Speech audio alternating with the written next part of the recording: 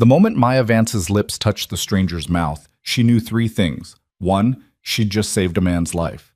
2, she'd blown her cover after 5 years of hiding.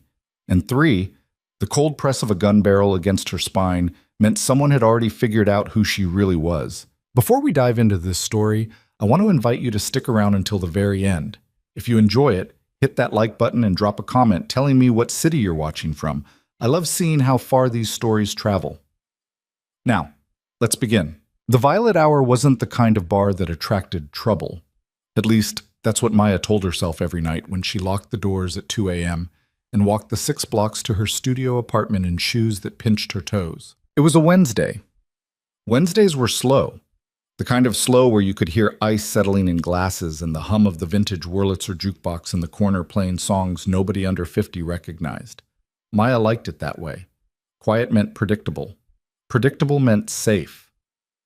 She was wiping down the mahogany bar when the first suit walked in. Not unusual. The Violet Hour sat in that weird pocket of downtown where the financial district bled into the warehouse conversion, so suits stopped in sometimes. But this one had that look, the kind Maya's father had taught her to spot before she'd turned 12. Expensive fabric that draped just right to hide the bulk of a shoulder holster. Eyes that moved too much. Hands that stayed loose and ready.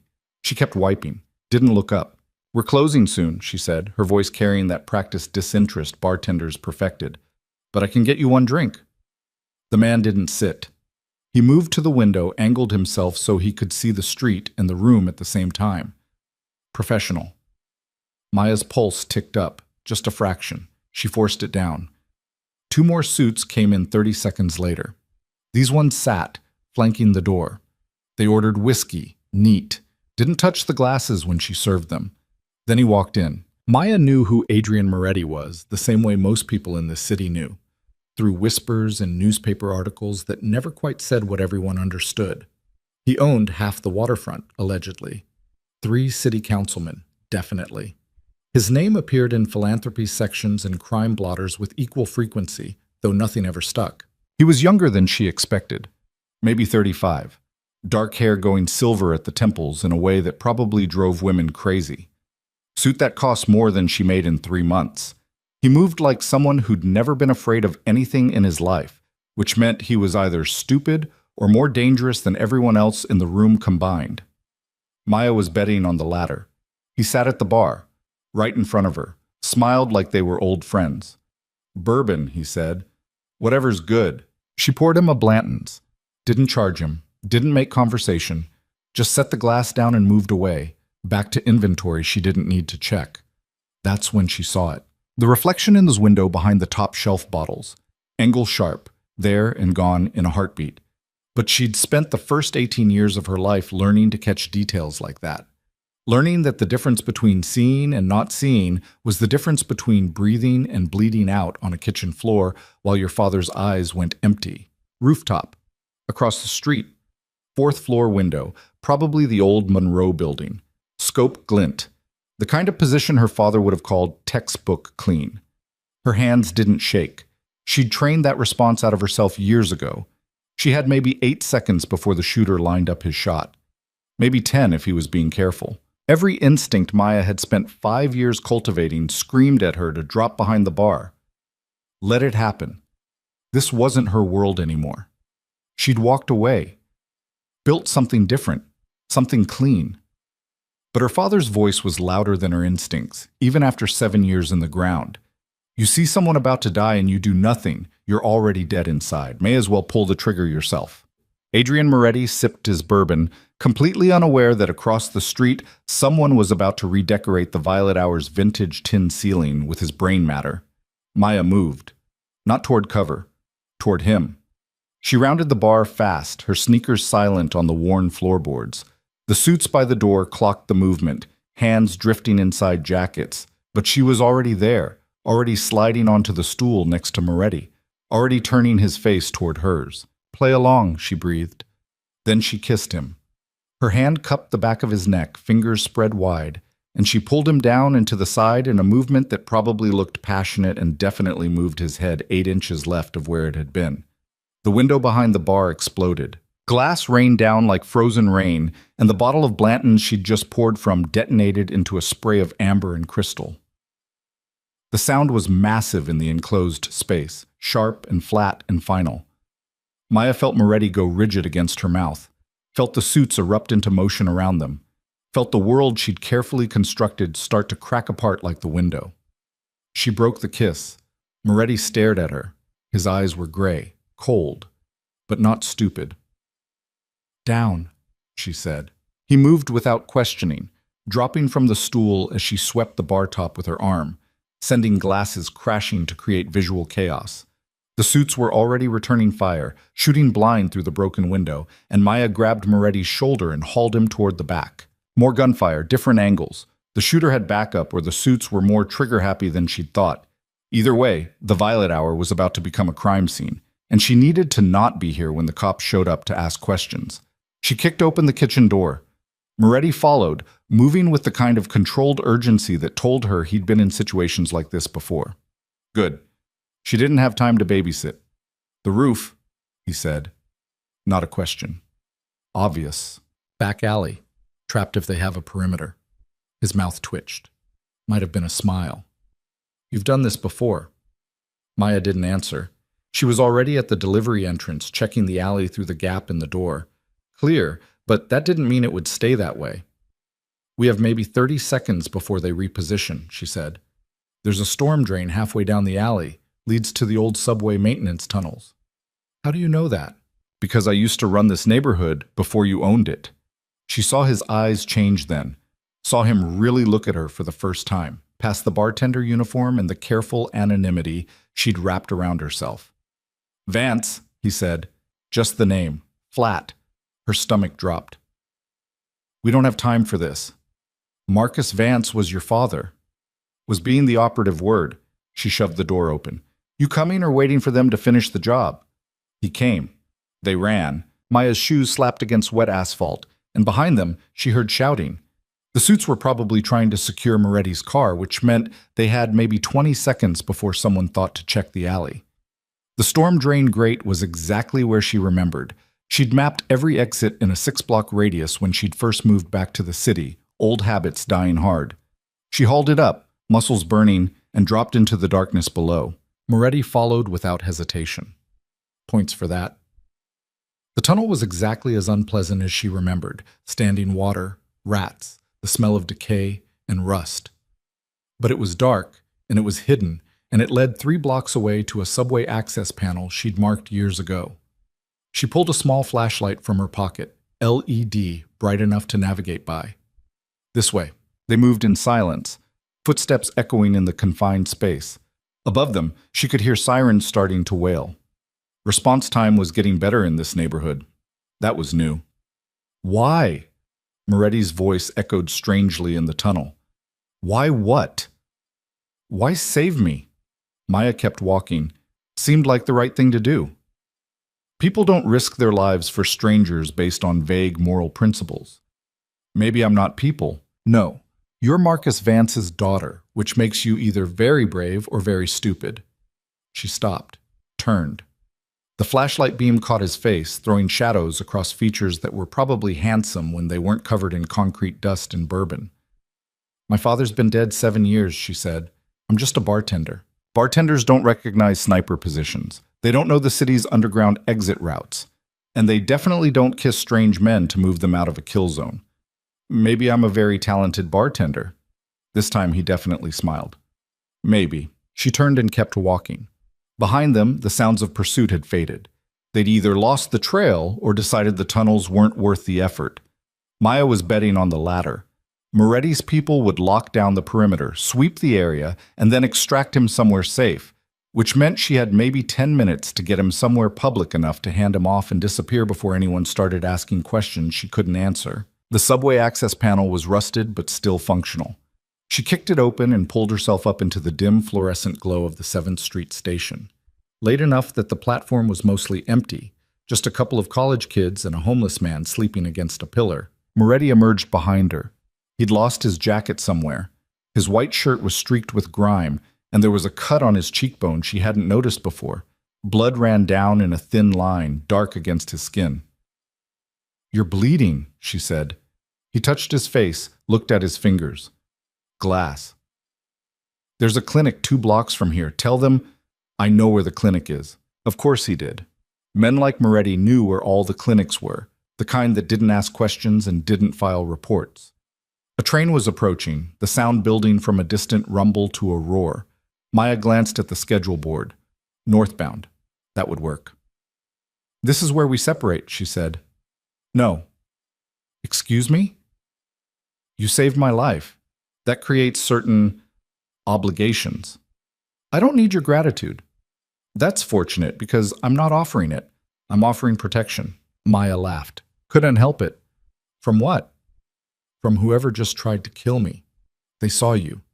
Your face is on the Violet Hour's security footage, along with your very distinctive intervention. By morning, they'll know who you are, where you live, and how to find you. The train pulled in. Doors hissed open. I can handle myself, Maya said. I don't doubt it. But handling yourself against street crime is different from handling yourself against the kind of people who plan rooftop assassinations. He stepped closer. Not threatening. Just present. Your father made enemies. A lot of them. Some of those enemies are my enemies. And now that you've publicly aligned yourself with me, you're a target. I'm not aligned with anyone. Tell that to the bullet holes in your bar. The doors started to close. Maya caught one with her hand, held it. I don't need saving, she said. Neither did I. Yet here we are. She should get on the train, disappear into the night, change her name again, move to a new city, start over. She'd done it before, but something in his eyes stopped her. Not pleading, not manipulation, just certainty. Like he knew exactly how this would play out and was giving her the chance to choose the smart option instead of the stubborn one. The doors closed. The train pulled away. Maya watched it go, then turned back to Moretti. One night, she said. You get me somewhere safe for one night while I figure out my next move. Then we're done. Agreed. And you don't ask about my father. His expression didn't change. I can't promise that. Then we have a problem. We have several problems. That's just the most interesting one. A car pulled up to the curb outside the station. Black, expensive, windows tinted dark enough to be illegal.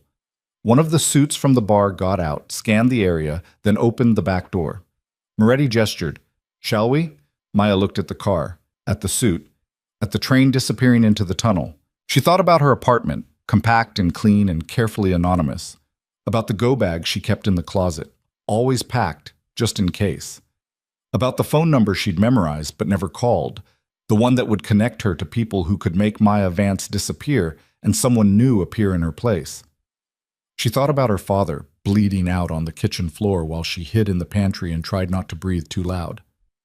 One night, she said again. She got in the car. Moretti's safe house wasn't what she expected. Maya had been in safe houses before. Cramped apartments with bars on the windows and guns taped under furniture. Places that smelled like fear and cigarettes and last resort. This was a penthouse. Floor-to-ceiling windows overlooking the river, furniture that looked like it belonged in a museum, art on the walls that was either very expensive or very good forgeries, kitchen bigger than her entire apartment. You have interesting taste in safe houses, she said. Moretti poured himself a drink from a crystal decanter. Didn't offer her one. I have interesting taste in general. 2 more suits had materialized when they'd arrived, running security sweeps and checking sight lines. They moved with military precision, which meant Moretti either hired well or paid extremely well. Probably both. One of them approached now. Older than the others, gray at the temples, scar across his left eyebrow that pulled his face into a permanent skeptical expression. Building's secure, he said. No tail, no surveillance we could detect. But if they have thermal or drone coverage, they don't, Moretti said. The window was opportunistic, professional, but not military grade. You sure about that? No, but I'm sure enough to sleep tonight. The man glanced at Maya. His expression didn't change, but she felt the weight of evaluation anyway. She checks out? She saved my life, Vincent. I think we can extend her basic hospitality. Vincent didn't look convinced. Marcus Vance's kid shows up the same night someone takes a shot at you. That's not a coincidence. No, Moretti agreed. It's not. He looked at Maya when he said it. She held his gaze. I haven't seen or spoken to anyone from my father's world in 7 years, she said. I left. I stayed, gone. I wasn't supposed to come back. But you did. My mother died. She's buried here. I came back for the funeral and stayed because leaving felt like running again. Was it? Was it what? Running. Maya didn't answer. Vincent made a sound low in his throat that might have been approval or dismissal. I'll post men on the exits. She tries to leave. We detain her. She's not a prisoner, Moretti said. She's a liability. She's a guest. Vincent left, radiating disapproval. Moretti sipped his drink. You'll have to forgive Vincent. He's protective. He's smart, Maya said. I would be suspicious too. Are you? Am I what? A liability. She smiled, didn't mean it. I kissed you in front of a sniper. My liability status is pretty much confirmed. He set down his glass, moved closer. Not invading her space, but close enough that she had to tilt her head back slightly to maintain eye contact. Your father, he said, he taught you how to spot the sniper. It wasn't a question. My father taught me a lot of things, including how to disappear. Especially that. But not well enough, apparently. Maya felt something cold settle in her stomach. Meaning, I've known who you were since the first week you started working at the Violet Hour. I own that building, Maya. I own most of the buildings on that street. You think I don't vet the people working in my properties? She stepped back. You knew. I knew. And you just, what? Waited to see what I'd do? I waited to see if you were a threat.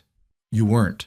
You poured drinks and kept your head down and very carefully avoided anything that might connect you to your father's legacy. He paused. Until tonight. Tonight was different. Why? Because you were about to die. So? People die in this city every day. Why save me specifically? It was a good question. Maya didn't have a good answer. I don't know, she said finally. Reflex maybe?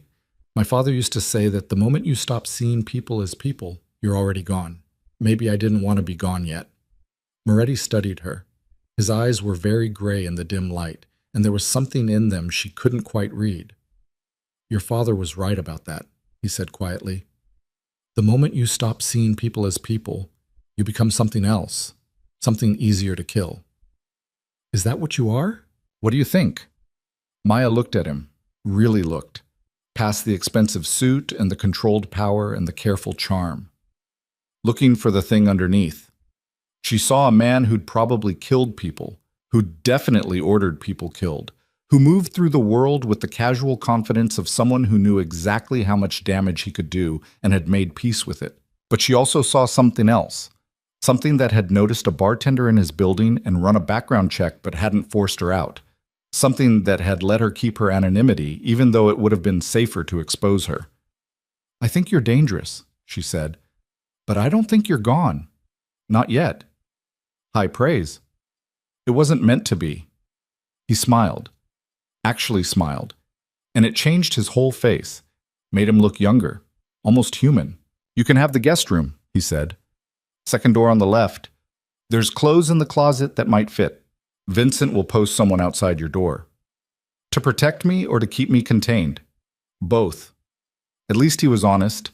Maya walked to the guest room. It was bigger than her apartment. King bed, ensuite bathroom, view of the river that probably cost extra. The closet had women's clothes in various sizes, all high-end, all tasteful. She wondered how many other women had stayed here, how many had been guests and how many had been something else. She showered, scrubbing off the smell of gunpowder and tunnel water, found a t-shirt and sleep pants that fit well enough, checked the windows, locked but not alarmed, checked the door. Vincent's man was indeed standing guard, professional and alert. She lay down on the bed, didn't sleep.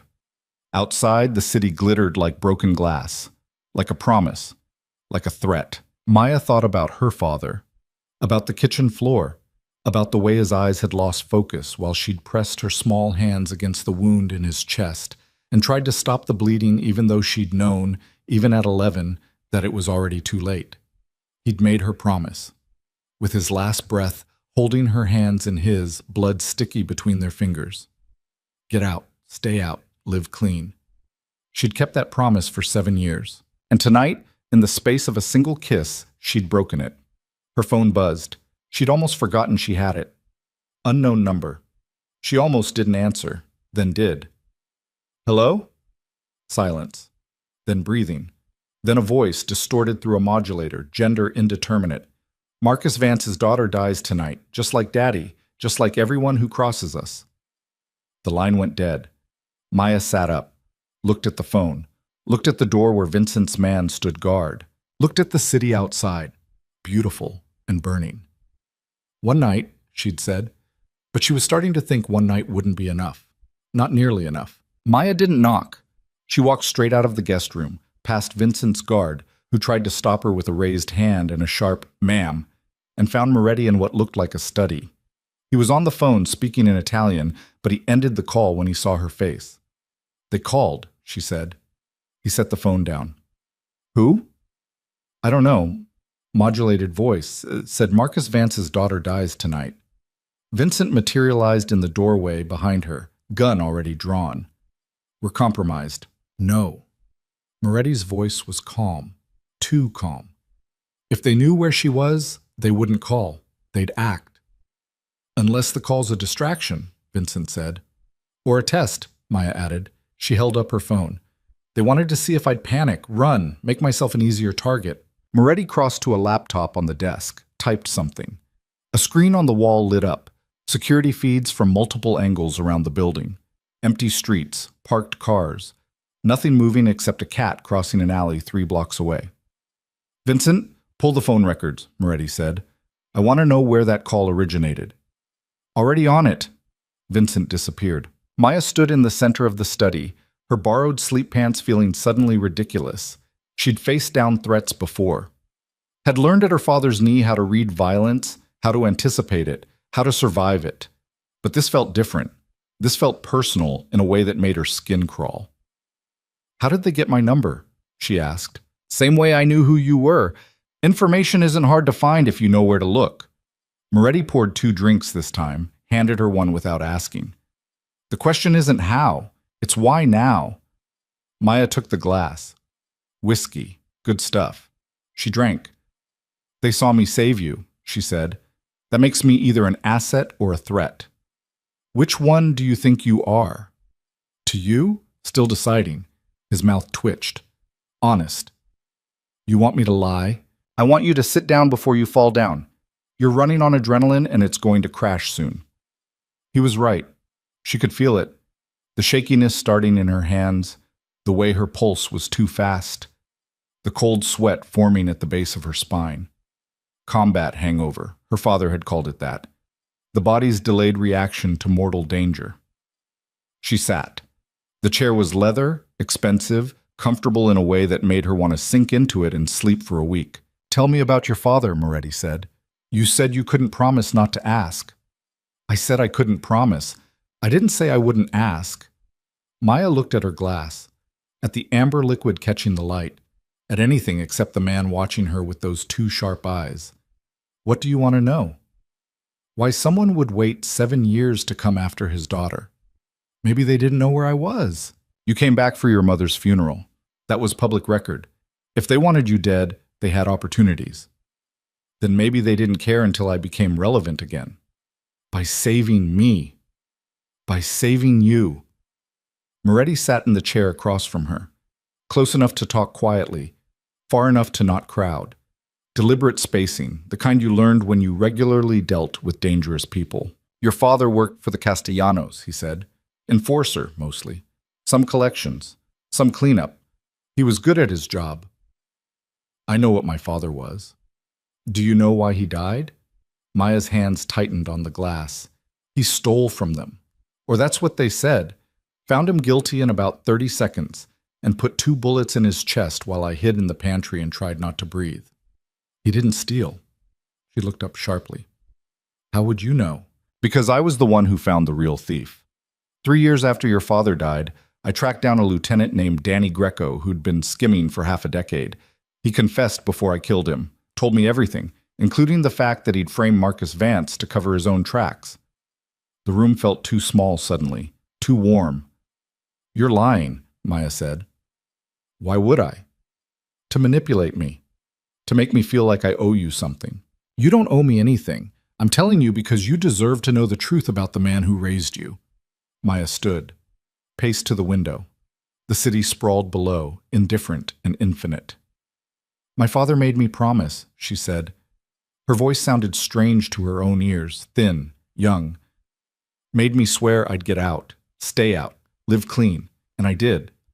I kept that promise even when it meant walking away from everything I knew, even when it meant being alone. You weren't honoring his memory by hiding, Moretti said quietly. You were letting the people who killed him win. And what was I supposed to do? I was 11 years old, then I was 15, then 20. By the time I had the skills to do anything about it, everyone involved was dead or disappeared. Not everyone, she turned. What? The man who gave the order to kill your father, Victor Castellano. He's still alive, still running his organization from a compound in the mountains, still untouchable.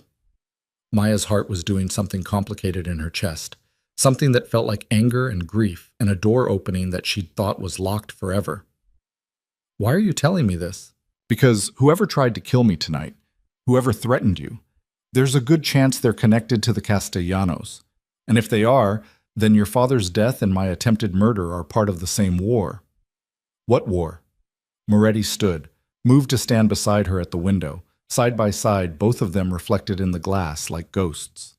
The Castellanos have been trying to expand into my territory for 3 years, he said. Systematically, carefully. They buy politicians, compromise judges, eliminate anyone who might stand in their way. I've been fighting them on every front, but they're patient. They're willing to play the long game. And I'm what? Collateral damage? Your leverage. If they can't kill me directly, they'll go after the people around me, send a message, create chaos. He paused. Or they genuinely want you dead because of who your father was, because you're a loose end they never tied off. Maya pressed her forehead against the cool glass. Outside, the city glittered like a circuit board, all light and connection and hidden current. I don't want this, she said. I know. I built a life. It wasn't much, but it was mine. It was clean. I know. And now it's gone. Yes. She appreciated that he didn't try to soften it, didn't offer false hope or empty comfort, just stood there and let her process the death of the careful anonymity she'd wrapped around herself like armor. Vincent returned, tablet in hand. Call came from a burner, pinged off a tower in the industrial district, but by the time we traced it, the phone was already off the network. Whoever made it knew what they were doing. Physical security? Moretti asked. Tight. No movement within 3 blocks. Rooftop access secured. If someone wants in, they'll have to work for it. Good. Double the rotation. No one sleeps. Vincent nodded and left. Moretti turned to Maya. You should rest. I can't. You should try anyway. Tomorrow's going to be complicated. As opposed to tonight, which was simple. That almost smile again. Relatively, Maya wanted to argue, wanted to demand answers to questions she didn't know how to ask, wanted to rewind 12 hours and make different choices, or the same choices for different reasons, or just not go to work at all. But she was tired, bone deep, soul tired. The kind of exhaustion that came from holding yourself together through crisis and then realizing the crisis wasn't over was maybe just beginning. The guest room, she said. Is it actually safe? Safer than anywhere else you could be right now. That's not reassuring. It wasn't meant to be. It was meant to be true. She walked back to the guest room. The guard was still there, professional and alert. She closed the door, locked it even though she knew the lock wouldn't stop anyone who really wanted in, and sat on the edge of the bed. Her phone sat on the nightstand, dark, silent, threatening. She picked it up, scrolled through her contacts. There weren't many. Her landlord. The bar's owner, technically Moretti's property manager. A few servers she'd worked with. One number labeled simply emergency that connected to a service her father had set up years ago, back when she'd first gone into hiding. She'd never called it. Wasn't even sure it still worked. Her finger hovered over the number. Then she put the phone down. Because calling for help would mean admitting she couldn't handle this. And maybe she couldn't, but she wasn't ready to admit it yet. Wasn't ready to become someone who needed saving instead of someone who did the saving. She lay down, closed her eyes, didn't sleep. Around 3 in the morning, she heard voices in the hallway. Low, urgent, Vincent, and someone else. She got up, pressed her ear to the door, traced the registration to a shell company, same one that owns the building where the shooter set up. Castellanos? Can't prove it yet, but the pattern matches. What about the girl? What about her? She a plant. Silence. Then Moretti's voice, colder than she'd heard it. If I thought she was a plant, she wouldn't be in my guest room. She'd be in the river. Just checking. Check somewhere else. Footsteps, moving away. Maya stepped back from the door. So Vincent didn't trust her. Smart. She wouldn't trust her either. But Moretti did. Or said he did. Which was either very stupid or very calculated. She was betting on calculated. She must have dozed eventually because she woke to sunlight streaming through the windows and the smell of coffee. Her phone said 9:30. She'd slept 6 hours. It felt like 6 minutes. There were clothes laid out on the chair by the window. Black pants, dark blue blouse, leather jacket.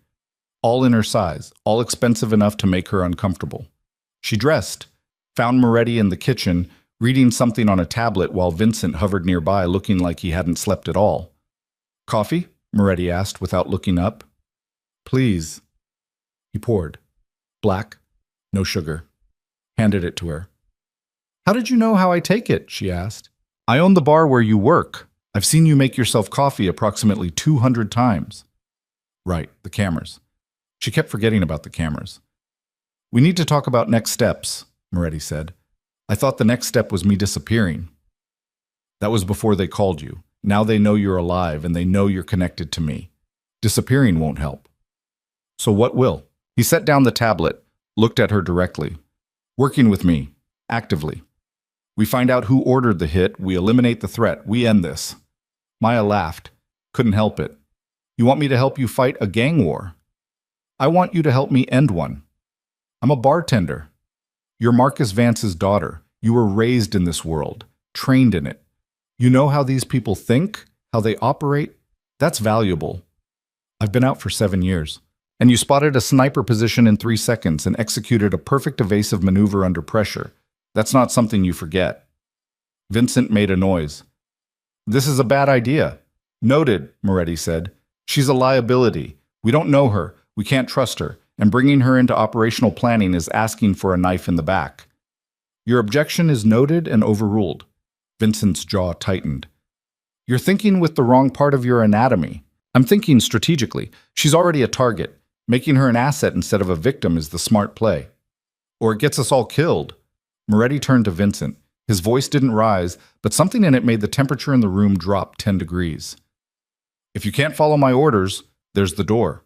Otherwise, this conversation is over. Vincent stared at him for a long moment, then nodded once, sharp, and left. Maya sipped her coffee. It was good. Everything in this place was good. That was somehow more unsettling than if it had been a dump. He's right, you know, she said. About which part? The liability part. I could be working for the Castellanos. Could be setting you up. Are you? No. Then Vincent's wrong. How can you be sure? Moretti refilled his coffee. Because if you were working for them, you would have let me die last night. A sniper's bullet is a lot cleaner than whatever elaborate betrayal you'd have to orchestrate now. Maybe I'm playing a long game. Maybe, but I don't think so. Why not? He looked at her. Really looked. The way he had last night, like he was reading something written in a language only he could see. Because you have your father's eyes, he said. And Marcus Vance was a lot of things, but he wasn't a liar. Not about what mattered. Maya's throat felt tight. She swallowed coffee she didn't taste. I can't promise I'll be useful, she said. I'm not asking for promises. I'm asking for help. And if I say no, then I put you in protective custody until this is resolved. Safe house, armed guards. Very boring. That sounds like prison. It's meant to keep you alive. And if I help, then you get to actually do something instead of waiting to see who pulls the trigger first. Maya set down her coffee cup.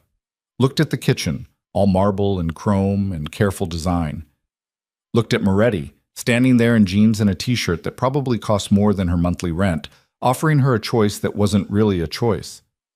She thought about her father, about the promise she'd made, About 7 years of living small and quiet and safe. About how none of it had mattered in the end, because the past didn't stay buried just because you wanted it to. "What do you need me to do?" she asked. Moretti smiled. "Tell me everything you remember about the Castellano organization. Structure, personnel, habits, anything your father mentioned, anything you saw." "That was 7 years ago. Things change." "People don't." "Not really. The names might be different, but the patterns stay the same." So she told him. She told him about the way the Castellanos ran their territory like a feudal kingdom, with Victor at the top and a network of lieutenants below him, each controlling their own fiefdom. About how her father had reported to a man named Sal Torino, who'd been loyal to Victor for 30 years and had probably given the order to kill Marcus personally. She told him about the compound in the mountains where Victor lived, surrounded by guards and security systems, and enough firepower to hold off a small army. About the legitimate businesses they used to launder money, restaurants, construction companies, a chain of dry cleaners. She told him about the cops they owned, the judges they'd compromised, the politicians who showed up at Victor's Christmas parties and left with envelopes full of cash. And she told him about the one weakness she remembered, the thing her father had mentioned once, late at night when he'd been drinking and thought she was asleep. "Victor has a daughter," Maya said. "Isabella. She was 18 when my father died. He talked about her sometimes, said Victor was grooming her to take over eventually, teaching her the business. But she was the weak point, the one thing he actually cared about besides power." Moretti leaned forward. "Where is she now?" "I don't know. My father said she went to college somewhere, East Coast maybe. But that was years ago." Vincent had returned at some point. He was standing in the doorway, listening.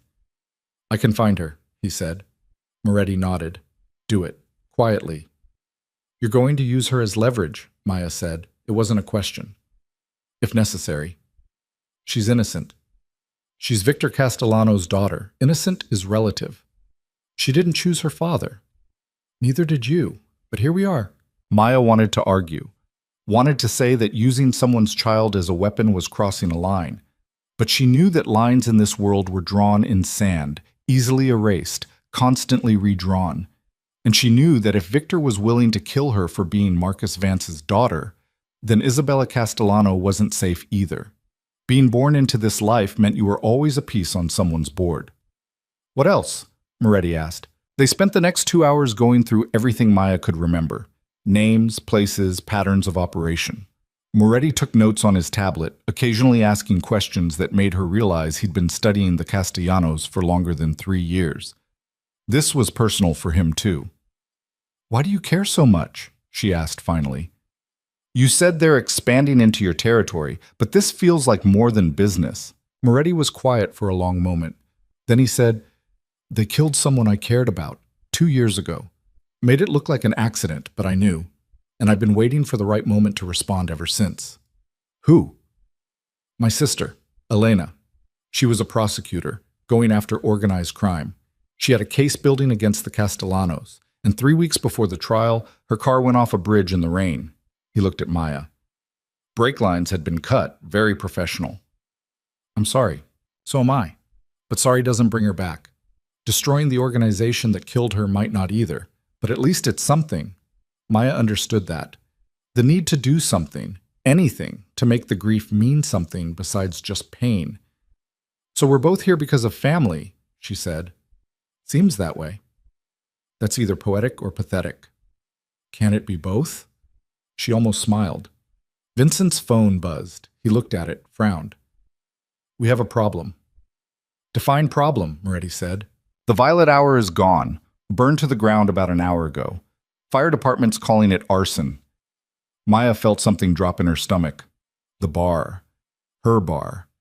The place she'd spent 5 years building into something normal and safe and hers. Gone. "Anyone hurt?"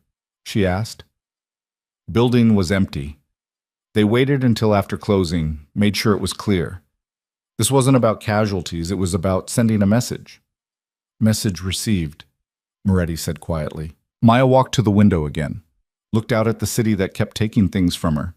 First her father, then her mother, then her anonymity. Now the one place she'd felt like she belonged. She felt Moretti's presence beside her before he spoke. "I'm sorry," he said. "Stop apologizing. It's not your fault." "Isn't it? They burned it because you saved me. They burned it because they're sending a message about power, about control, about what happens when you cross them." She turned to face him. "My father used to say that in this world, everything is a message. Every action, every reaction, it's all communication. What message do you want to send back?" Maya thought about that. About the girl she'd been, hiding in a pantry while her father bled out. About the woman she'd tried to become, pouring drinks and keeping her head down. About whoever she was now, standing in a penthouse with a crime boss and planning something that looked a lot like revenge. "I want to send the message that I'm not hiding anymore," she said. Moretti's eyes glinted.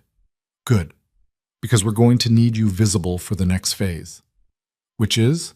We're going to draw them out, make them think you're vulnerable, and when they come for you, we kill them," Maya finished, "or capture them, get information, find out who's giving the orders, and then kill them. And then kill them," he agreed. Vincent cleared his throat. "This plan involves using her as bait." "Yes, I hate it. Your objection is noted. It's going to get her killed. Not if we do it right." Vincent looked at Maya. "You understand what you're signing up for. This isn't pouring drinks. This is putting yourself in the crosshairs and hoping we can pull you out before someone pulls the trigger." "I understand," Maya said. "Do you? Because I've seen this play out before. Civilians who think they can handle themselves, right up until the moment they can't. And then I'm the one scraping them off the pavement. I'm not a civilian. You've been playing civilian for 7 years. That's close enough." Maya met his eyes, didn't blink. "My father taught me how to shoot when I was 8, how to field strip a Glock when I was 10, how to spot surveillance, evade pursuit, and disable someone bigger than me when I was 12. I know what I am, Vincent, and I know what I'm capable of." "Knowing and doing are different things. Then I guess we'll find out which one matters more." Vincent looked at Moretti. "She's your responsibility." "I know. And when this goes sideways, it won't. You remember that I told you so." He left again. Moretti poured more coffee. "He'll come around. He doesn't have to like me. He just has to not shoot me." "That's a low bar." "I'm working with what I've got." They spent the rest of the morning planning. Moretti had a warehouse he used for legitimate shipping operations. Public enough to be accessible, private enough to control the environment. They'd leak information that Maya would be there, inventorying damaged goods from the fire, make it look like she was alone, vulnerable, distracted. And then they'd wait. "How do we leak the information?" Maya asked. "I have people in the Castellano organization, low level but connected enough to pass information up the chain." "You have moles." "I prefer the term strategic assets. That's just moles with better PR." He smiled. "Exactly." By noon, the plan was set. Maya would go to the warehouse at 8 that evening. Moretti's people would have the building surrounded, hidden but ready. She'd make herself visible, predictable. And when the Castellanos sent someone, and they would send someone, they'd be ready. "What if they send an army?" Maya asked. "They won't. Too visible, too risky. They'll send a small team, professionals, clean and quiet. Like the sniper last night. Like the sniper last night." Maya looked at the plan laid out on Moretti's tablet. The warehouse floor plan, the sight lines, the positions where his people would be hidden. It was thorough, professional, the kind of operation someone ran when they'd done this before. "How many times have you used someone as bait?" she asked. "Including you, including me." 7 times. "How many survived?" He didn't hesitate. "All of them. You're either very good or very lucky. I'm very prepared. Luck is what happens when preparation meets opportunity. That's a fortune cookie." Doesn't make it less true. Maya's phone buzzed. She looked at it, expecting another threat. Instead, it was a number she recognized, her landlord. She answered. "Hello? Ms. Vance, this is Robert Chen. I'm calling about your apartment." Her stomach sank. "What about it?" "There was a break-in last night. Police are here now. They're asking for you." Of course there was. Because burning the bar wasn't enough. They had to violate her home too, take everything. I'll be there as soon as I can, she said. She hung up, looked at Moretti. They hit my apartment. I'll have Vincent drive you, armed escort. The police are there. Then Vincent will be very polite and very visible. 20 minutes later, Maya was in the back of an armored SUV with Vincent driving and two more of Moretti's people following in a second vehicle. The city slid past outside, familiar and foreign at the same time. Her apartment was in a converted factory building in what used to be the garment district. Small, but hers. Or it had been. The door had been kicked in. Professional job, one strike, right next to the lock. Inside, everything had been methodically destroyed. Furniture slashed, electronics smashed, her clothes torn and scattered. But it wasn't random violence. It was searching. Someone had gone through every drawer, every closet, every possible hiding place, looking for something. Two uniformed cops were documenting the scene. They looked up when Maya walked in. Ms. Vance? That's me. Can you tell us what's missing?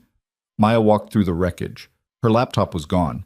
The external hard drive where she'd kept photos of her parents.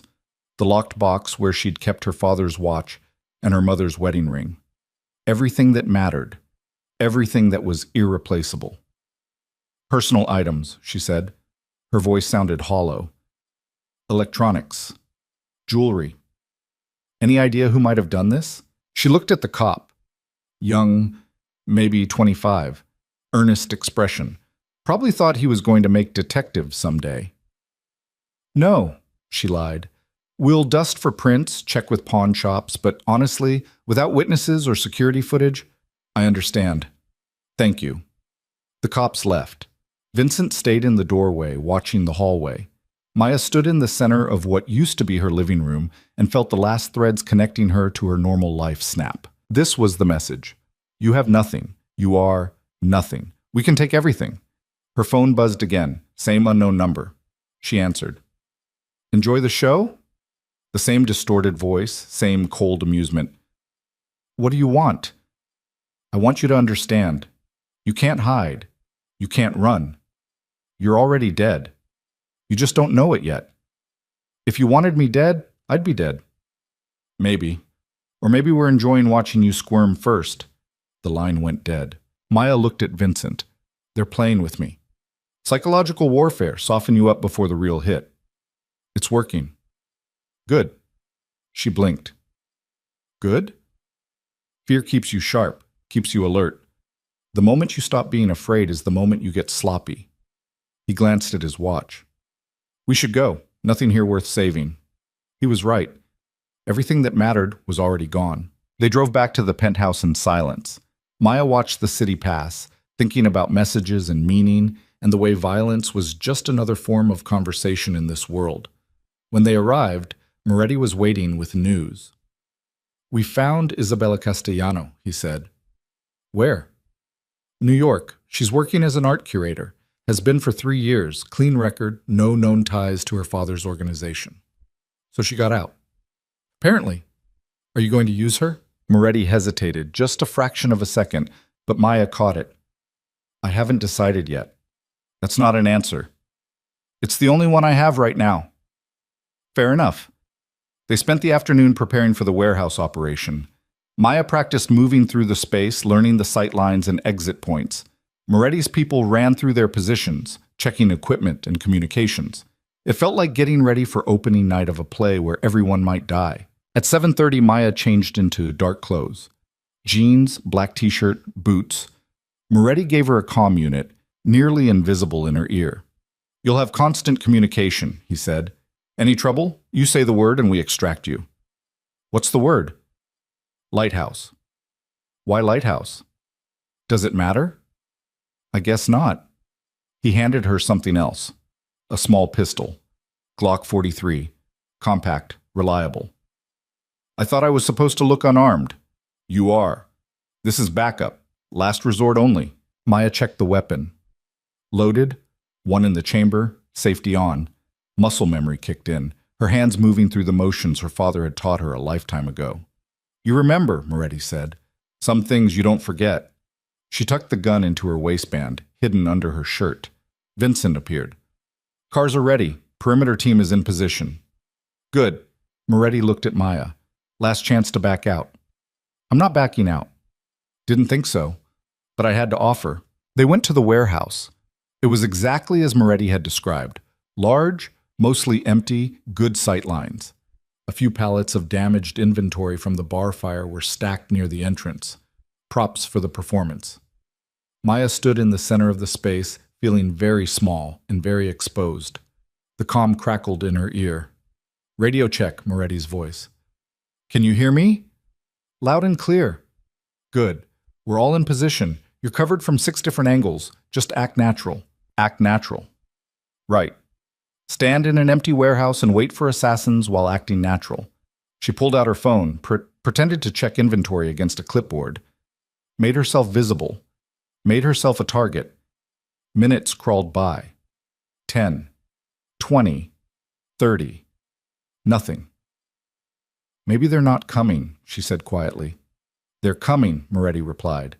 Give it time. More waiting. Then Vincent's voice, urgent. Movement, east entrance, 2 contacts, male, armed. Maya's pulse kicked up. She didn't move, didn't look. I see them, Moretti said. Hold positions. Let them commit. The warehouse door creaked open. Footsteps. 2 sets. Moving with purpose. Maya kept her eyes on her phone, forced her breathing to stay steady. Ms. Van Tuck? A voice behind her, calm, professional. We need you to come with us. She turned slowly. 2 men, mid-30s, expensive suits, guns held low and ready. Who are you, she asked. Doesn't matter, you are coming with us. Voluntarily or otherwise. And if I choose otherwise? The man smiled. It didn't reach his eyes. Then this gets unpleasant. Maya's hand drifted toward her waistband. The second man raised his gun. Don't. Easy, the first man said. We don't want to hurt you. We just want to talk. Talk here. Our employer prefers privacy. Your employer can... The warehouse lights cut out. Everything went black. And then the shooting started. Maya dropped. Pure instinct. Her father's training kicking in before conscious thought could interfere. She hit the concrete floor hard, palms scraping, and rolled left as muzzle flashes lit up the darkness like strobes at a nightmare rave. The comm in her ear was chaos. Moretti shouting orders, Vincent calling positions, someone screaming about additional contacts. The 2 men who'd been confronting her were returning fire, but not at her. At shadows moving in the darkness. At Moretti's people. This wasn't the plan. Maya's hand found the Glock. She pulled it, thumbed off the safety, and tried to make sense of the firefight erupting around her. Maya, status! Moretti's voice cut through the noise. Alive, pinned down near the east wall. Stay low. We're coming to you. More gunfire. Closer now. She saw one of the suited men go down, chest blooming red. The other one was moving toward her, using the pallets as cover. Don't shoot, he hissed. I'm not with them. With who? The 3rd team. This was a setup. They knew we'd be here. The warehouse doors exploded inward. Not opened. Exploded. Breaching charges, military grade. Maya's ears rang from the concussion. Through the smoke came more figures, 6, maybe 8, moving with tactical precision. Night vision goggles, body armor, professional-grade hardware. These weren't Castellano's people. These were something else. Lighthouse, Maya said into the comm. Lighthouse, lighthouse.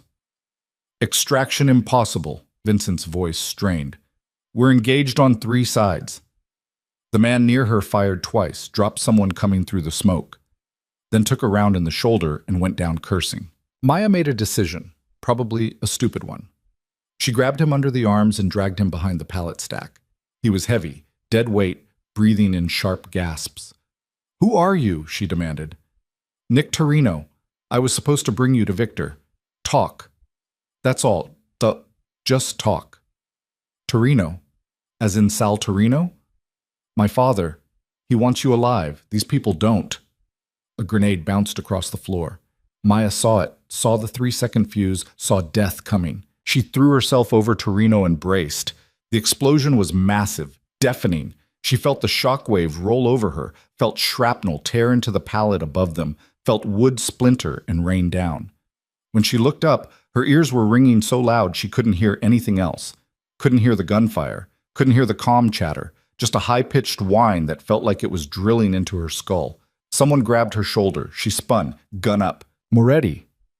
His mouth was moving, but she couldn't hear the words. He was bleeding from a cut above his eye, suit jacket torn. She shook her head, pointed to her ears. He got it. Pulled her up, gestured toward a service door she hadn't noticed before. Emergency exit. Smart. Maya grabbed Torino again. Moretti took his other side. Together they hauled him toward the door while around them the warehouse turned into a war zone. They made it maybe 10 feet before someone stepped out of the smoke directly in front of them. Woman.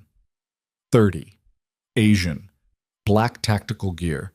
Face completely expressionless. She had a gun pointed at Maya's head. Maya's Glock was pointed back. Mexican standoff. The woman's lips moved. Maya couldn't hear her but could read the words. Drop it. Maya didn't drop it. The woman shifted her aim. To Moretti.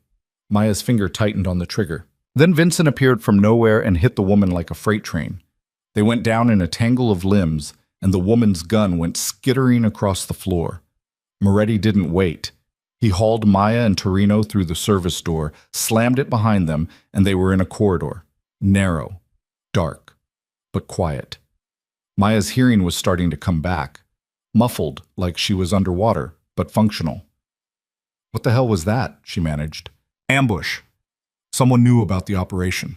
Moretti was checking Torino's shoulder. The bleeding was bad, but not arterial. Can you walk? Do I have a choice? Torino's face was pale, sweating. Not really. They moved down the corridor. Behind them, the sounds of fighting continued.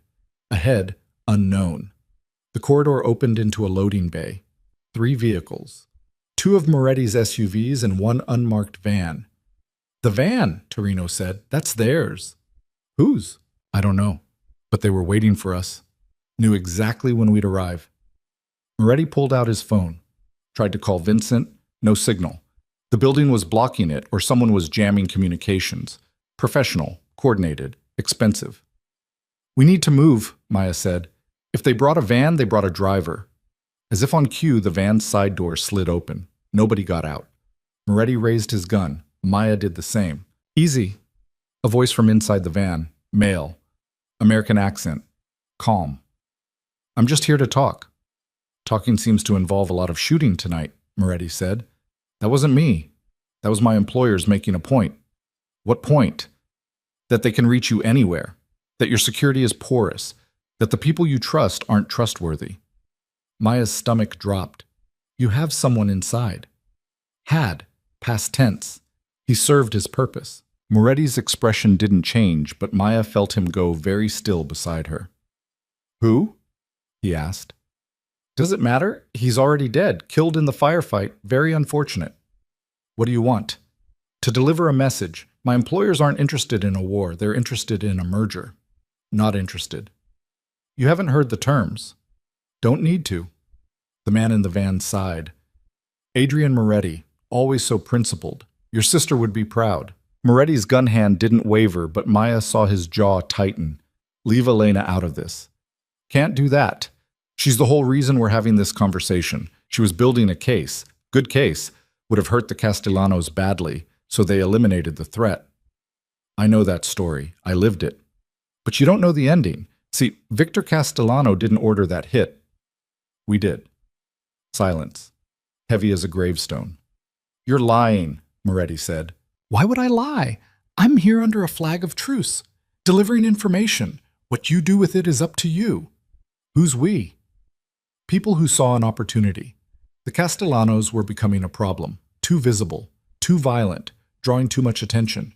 We needed them weakened, destabilized, so we arranged for a prosecutor to die and made it look like their work. Maya's mind was racing. If this was true, if Moretti had been going after the wrong people for 2 years, you're saying the Castellanos are innocent, she said. I'm saying they're guilty of many things, but not that particular crime. The car accident, the brake lines, the whole tragic scene. That was us. And it worked beautifully. You've been at war with them ever since, weakening both organizations, making our job easier. Moretti was shaking, barely visible, but Maya could see it. Rage held in check by pure force of will. Why tell me now? He asked. Because the war needs to end. You've served your purpose. The Castellanos are vulnerable. You're vulnerable. Time for consolidation. My employers are prepared to offer you a partnership. Very generous terms. You keep your territory, your operations. We just need cooperation on certain initiatives. And if I refuse, then you'll die. Tonight, along with everyone in this building, we have enough men, enough firepower, enough planning. You can't win. Maya watched Moretti's face, watched him process, calculate. She could almost see the wheels turning. I need time, he said finally. You have 1 hour. After that, we clean house. The van door slid shut. Engine started. The van pulled away, smooth and unhurried. Torino slid down the wall, sitting heavily. We're all dead. Not yet. Moretti was already moving, checking the SUVs. Keys are gone. They disabled the vehicles. Maya tried the loading bay door, locked from the outside. They were trapped. The corridor, she said. They went back the way they'd come. The fighting had stopped. The sudden silence was worse than the gunfire. Maya's calm crackled, Vincent's voice barely audible. South side, 3 down, holding position. Vincent, status, Moretti said. Not good. We're pinned. They're not pushing, just containing, waiting for something. Waiting for my answer, Moretti said. How many casualties? 5 wounded, 2 critical. Jensen's dead, Mike's dead. These people are professionals. Maya felt sick. Jensen had driven her to her apartment that morning, had made a joke about the weather, had seemed like a decent guy. Now he was dead because she'd kissed a stranger to save his life. Can you get to the east stairwell? Moretti asked. Negative, too exposed. Stay put, I'll find another way. He ended the transmission, looked at Maya and Torino. We need leverage, he said. Against who? We don't even know who they are, Maya said. They know who I am. They know about Elena. They've been planning this for years. He paced, thinking. They're not Castellano. They're not any of the families I know, which means they're new or old and hidden. Corporate? Maya suggested. The way they operate, the resources. This feels more like military contractors than street crime. Moretti stopped pacing, looked at her. Say that again. Military contractors? Private security? The kind of people who do extractions and regime changes in third world countries. Elena's case. She wasn't just going after the Castellanos. She was investigating money laundering. International. Following the money through shell corporations and offshore accounts. To where? I never got to see her files. Everything disappeared after she died. But she'd mentioned something once about defense contractors using organized crime to move money. Billions of dollars. Untraceable. Maya's head was spinning. This was bigger than a gang war. Bigger than revenge. This was about money. Real money. The kind that bought governments. So we're caught in the middle of what? Corporate espionage? Corporate consolidation. They're cleaning up loose ends. The Castellanos are too messy. I'm too stubborn. They want control. Clean control. And we're all loose ends, Torino added. You, me, Victor, everyone who knows anything. The calm crackled again. Different voice this time, the man from the van. Mr. Moretti, you have 45 minutes. I suggest you use them wisely. Moretti pulled out his phone. Still no signal. They're jamming us. We can't call for help, can't coordinate. He looked at the corridor, the loading bay, the locked doors. We need to get out of this building. How? Maya asked. We're trapped. There's always a way out. We just have to find it. They searched, methodically. Room by room, most were locked. The ones that weren't were empty. Storage, office space, nothing useful. Until Maya found the maintenance room. It was small, cluttered, full of tools and spare parts and cleaning supplies. And in the ceiling, a ventilation shaft. Too small, Moretti said. Maya looked at it, looked at herself, looked at Torino, bleeding and barely conscious. I'll fit, she said. Where does it lead? Only one way to find out. She didn't wait for permission, climbed onto a shelf, pushed aside the vent cover, and pulled herself up. The shaft was tight, dusty, dark. She pulled out her phone, used the flashlight. Ahead, the shaft branched, left and right. She picked right, crawled. The metal was cold under her hands, loud. Every movement echoed, but she kept going. After maybe 50 feet, she found another vent, looked down through the grating. Warehouse floor, different section, and below, 4 men in tactical gear, standing around, waiting. She kept crawling. The next vent opened into an office. Empty. She kicked it open, dropped down. The office had a window, small, high up, but it opened onto an alley. Maya went back to the vent, called down. Moretti, northeast corner, office with the blue door. I found an exit. Copy that. She waited. 2 minutes. 3. Then Moretti appeared, hauling Torino with him. They looked worse. Torino's face was gray. He needs a hospital, Maya said. He needs to not be dead. Hospital comes after. They got Torino up to the window. It was a tight fit, but they managed. Dropped him into the alley. He hit hard, groaned. Maya went next, then Moretti. The alley was narrow, dark, smelled like garbage and rain. Which way? Maya asked. Moretti was already moving. North. There's a safe house 3 blocks from here. They half carried, half dragged Torino. He was fading. Blood loss, shock, both. Behind them, Maya heard shouts. They'd been spotted. They ran. Not gracefully, not quickly, but they moved. The safe house was a noodle shop, closed this time of night. Moretti had a key. They got inside, locked the door. The back room had medical supplies. Moretti worked on Torino's shoulder while Maya watched the street through a gap in the curtains. No pursuit. Not yet. They're letting us go, she said. For now. They want me to think about their offer. Fear works better when you have time to feel it. Maya's hands were shaking, adrenaline crash. She forced them still. What are we going to do? We're going to find out who they are, and then we're going to burn them down. With what? Your organization just got decimated. We're running for our lives. We have no resources, no backup, no plan. Moretti finished bandaging Torino, who'd passed out. We have something better than resources, he said. What? We have you.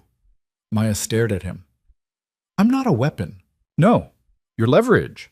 Victor Castellano's enemy, your father's daughter, the woman who saved my life. He stood, moved closer. They're trying to eliminate threats, control variables, but they didn't count on you, on someone who doesn't fit their models. I don't fit anyone's model, including my own. Good. That makes you dangerous. Maya wanted to argue, wanted to say this was insane, that she was just a bartender who'd made one impulsive decision and now her entire life was in flames. But she couldn't, because he was right. She was dangerous, had always been dangerous, had spent 7 years trying to pretend otherwise, but her father's training was in her bones, his instincts in her blood. What do you need me to do? She asked. Contact Victor Castellano. Tell him we need to talk. He'll kill me. Not if you tell him the truth, that someone's been playing us against each other, that his real enemy isn't me. He won't believe me. He will if you bring him proof. What proof? Moretti pulled something from his jacket, a small USB drive. Elena's case files. I've had copies this whole time. Hidden, encrypted. Everything she found about the money laundering, the shell corporations, the defense contractors. He held it out. This is what they've been afraid of, what they killed her to bury. Maya took the drive. It was warm from his body heat. If I give this to Victor, he'll see who his real enemies are, and he'll make the same choice I'm making, which is to fight back. The comm crackled one last time, the man from the van. Time's up, Mr. Moretti. What's your answer? Moretti pulled out his phone. Signal was back.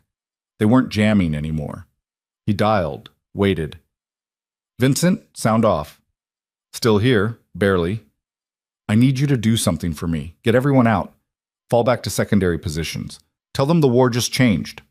Copy that? Moretti ended the call, looked at the comm unit. My answer, he said into it, is no. Then he crushed the unit under his heel. Maya felt her heart hammering.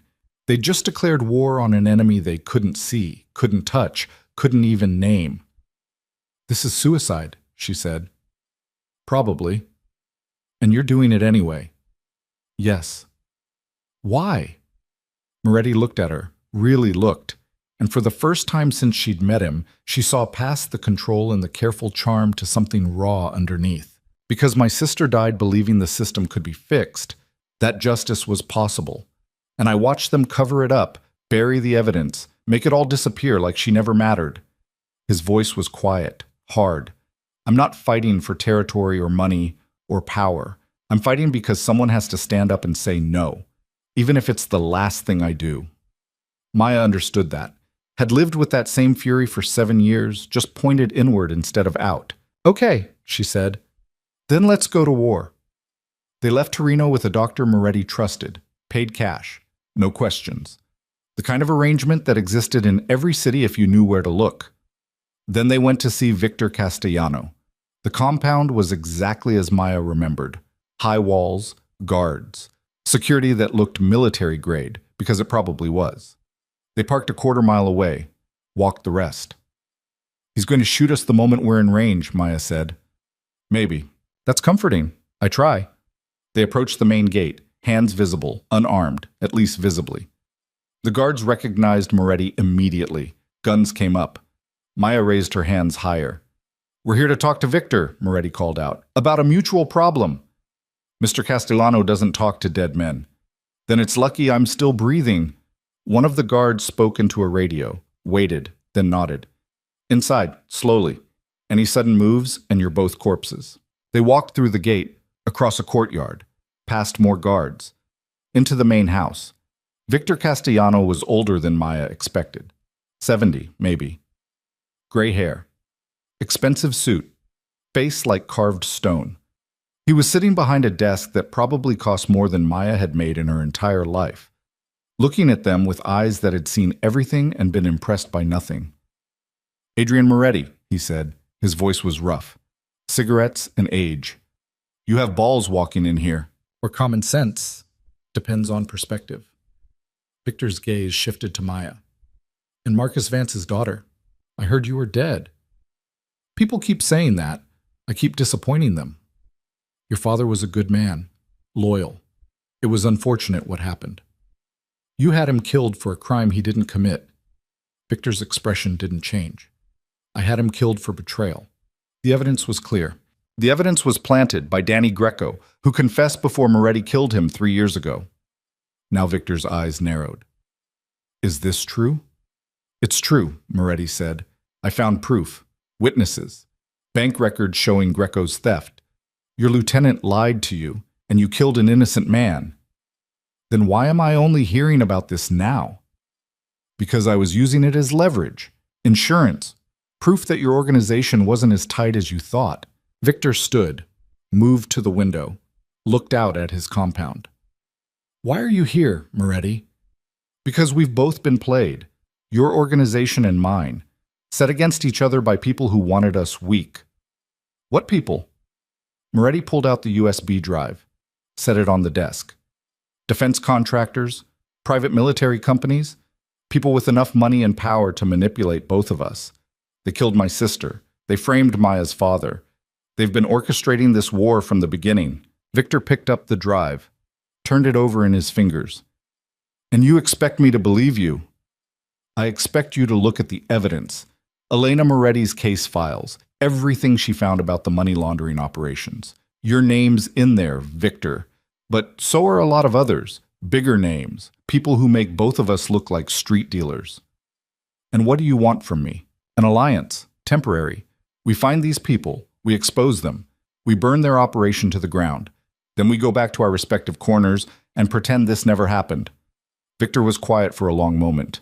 Then he looked at Maya. Your father taught you to shoot, yes? Among other things. He was good, very good. I regretted his death, even believed it was necessary. He paused. If what Moretti says is true, then I owe your father's memory an apology. And more than that, you owe him justice. Justice is expensive. So is war. Victor smiled. It was cold, sharp. The smile of a man who'd built an empire on knowing exactly how much violence cost and being willing to pay it. I'll look at your files, he said to Moretti. If they're real, if this conspiracy is real, then we talk again. But if you're lying to me, I'm not. If you're lying to me, I'll kill you slowly, and I'll make her watch. Moretti didn't flinch. Understood. They left the compound, got back to the car. Maya's hands were still shaking.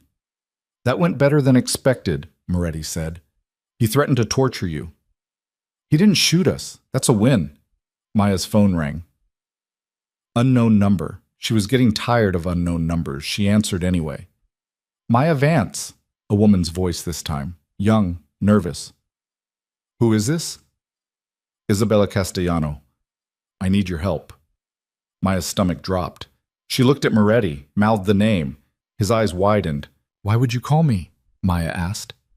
Because someone just tried to kill me, and the only person I can think of who might understand what that's like is you. Maya put the phone on speaker. Moretti leaned closer, listening. Where are you? Maya asked. New York. My apartment. There were 2 men. They broke in through the fire escape. I got out through the neighbor's place, but they're still looking. Did they say what they wanted? No, they had guns, silencers, professional. Isabella's breathing was ragged, panicked. I called my father, but his people said he's in a meeting. I don't know who else to trust. Maya looked at Moretti. He was already pulling up something on his phone, probably flight information. How did you get my number? Maya asked. My father keeps files. On everyone. I accessed them when this started. You're Marcus Vance's daughter. You got out. I thought maybe you could tell me how. Getting out doesn't mean staying out. I'm realizing that. Maya heard something in the background. Voices. Isabella's sharp intake of breath. They found me, she whispered. Where exactly are you? Coffee shop, corner of 5th and... The line went dead. Moretti was already dialing. Vincent, I need the jet ready in 20 minutes. We going to New York? We're going to New York. Maya stared at the phone, at the empty connection. She could be lying, could be bait. She's not. How do you know? Because I heard her fear. You can't fake that, not convincingly. They drove to the private airfield on the outskirts of the city. Maya had never been on a private jet before. It felt surreal. Leather seats, full bar, TV screens, all of it coated in the smell of money. Vincent met them at the plane. He looked like he'd been through a war. Because he had. Casualties? Moretti asked.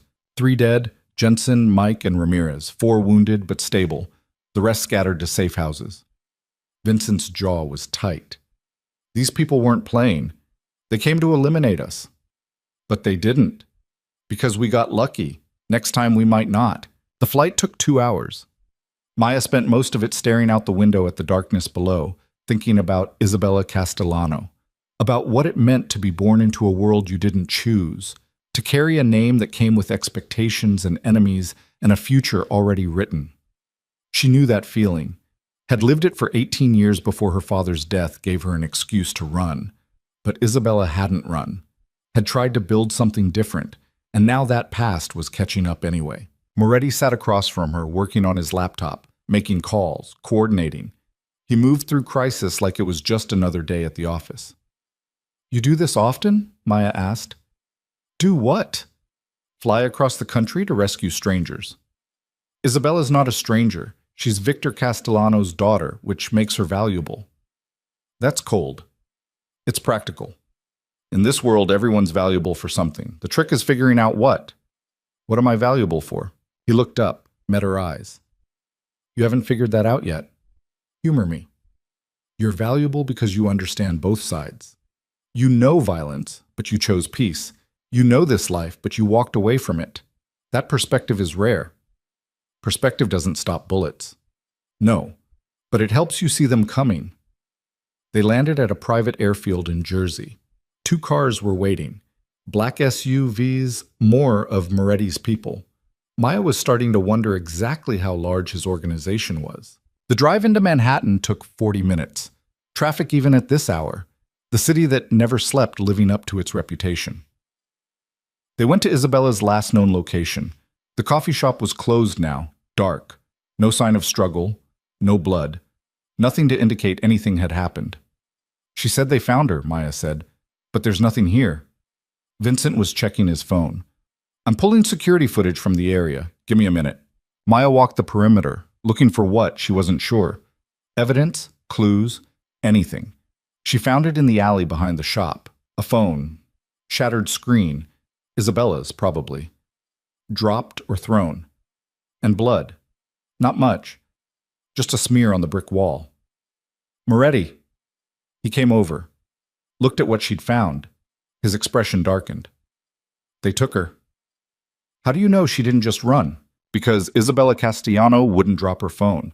It's her lifeline, her connection to her father, to safety, to everything. He pulled out his own phone. And the blood means they weren't gentle about it. Vincent appeared. Got something. Security footage from the bodega across the street. 2 men escorted a woman matching Isabella's description into a van. White panel van. No plates visible. Headed north. Timestamp? 40 minutes ago. Moretti was already moving back to the cars. They're taking her somewhere. Somewhere they can control. Somewhere private. Maya followed. They're using her as leverage. Against her father. Against all of us.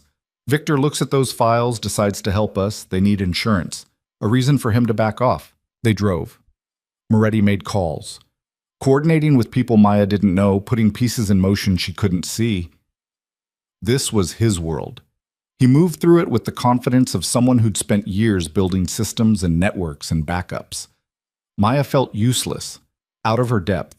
She was good in a crisis, good when bullets started flying, but this chess game of phone calls and favors and information networks was beyond her. Stop thinking so loud, Moretti said. I'm not. You're wondering what use you are, how you fit into this. She didn't answer, didn't need to. You fit because you see things other people miss. You spotted the sniper. You found the ventilation shaft. You read Isabella's fear when I might have dismissed it as manipulation. He glanced at her. You're not useless. You're just used to working alone. My father taught me that trusting people gets you killed. Your father was wrong about some things. Maya wanted to argue, wanted to defend the man who'd raised her, trained her, loved her in his own broken way. But she couldn't, because Moretti was right. Her father had been wrong. About trust, about safety, about the idea that you could protect the people you loved by keeping them isolated.